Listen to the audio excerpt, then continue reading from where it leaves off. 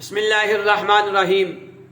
الصلاۃ والسلام علیک یا سیدی یا رسول اللہ، الصلاۃ والسلام علیک یا سیدی یا حبیب اللہ، وعلی آلک واصحابک یا رحمۃ للعالمین۔ شمر قتل کے بعد کتوں کے حوالے کیا گیا۔ مسلم بن عبداللہ کا بیان ہے کہ جب حضرت امام علی مقام علیہ السلام کے مقابلے میں کربلا جانے والوں کو پکڑ پکڑ کر مختار قتل کرنے لگا تو ہم اور شمر ذیل جوشن تیز رفتار گھوڑوں پر بیٹھ کر کوفہ سے بھاگ نکلے۔ مختار کے غلام ضربی نے ہمارا پیچھا کیا۔ ہم نے بڑی جلدی کی مگر ضربی قریب آ گیا۔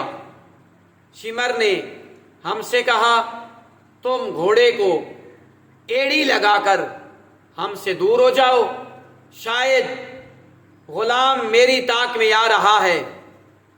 ہم اپنے گھوڑے کو خوب تیزی سے بھگا کر شمر سے الگ ہو گئے۔ غلام نے پہنچتے ہی اس پر حملہ کر دیا۔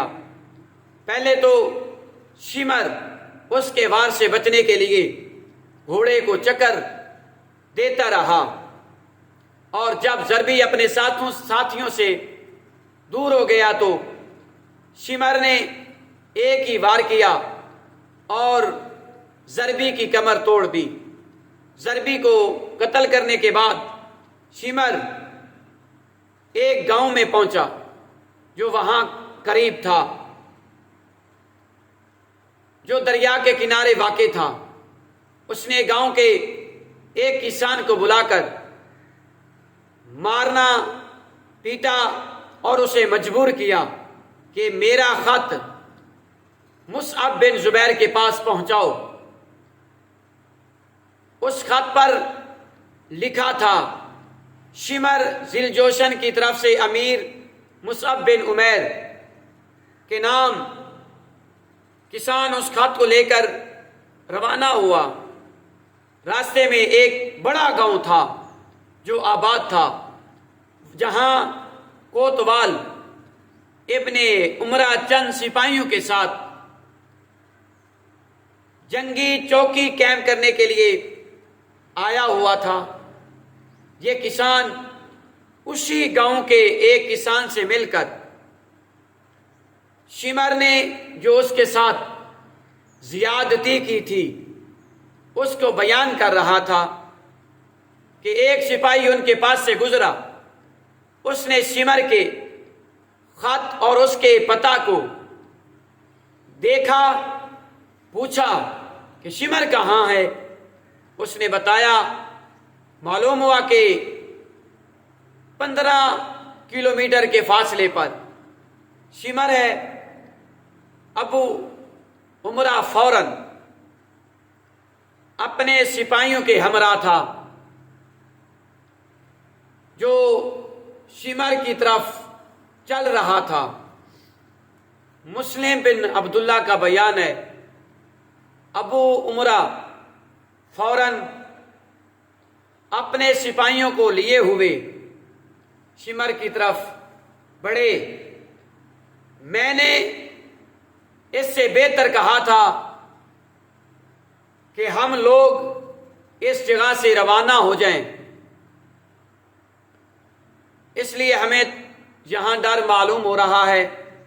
اس نے کہا 3 دن سے پہلے یہاں سے نہیں جاؤں گا، وہاں ریچھ بہت زیادہ تھے، ابھی آدھی رات نہیں گزری تھی اور مجھے برابر نیند آ رہی تھی کہ گھوڑوں کی ٹاپوں کی آواز آئی۔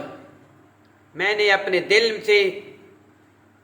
میں کہا ریچھ ہوں گے، مگر جب آواز تیز ہو گئی میں اٹھ کر بیٹھ گیا، اپنی آنکھوں کو ملنے لگا اور کہا یہ ریچھوں کی آواز ہرگز نہیں ہو سکتی۔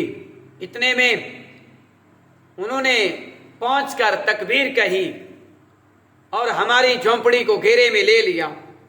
ہم اپنے گھوڑوں کو چھوڑ کر پیدل ہی بھاگے، وہ لوگ شمر پر ٹوٹ پڑے اور پرانی چادر اوڑے ہوئے تھا، اس کے بس کی سفیدی چادر کے اوپر سے نظر آ رہی تھی۔ وہ کپڑے اور زرہ وغیرہ بھی نہیں پہن سکا، اسی چادر کو اوڑے ہوئے اس کا مقابلہ کرنے لگا۔ ابھی ہم تھوڑی ہی دور ہو گئے تھے کہ تکبیر کی آواز آئی، اور اس کے بعد ہم نے سنا کہ اللہ نے خبیث کو قتل کر دیا۔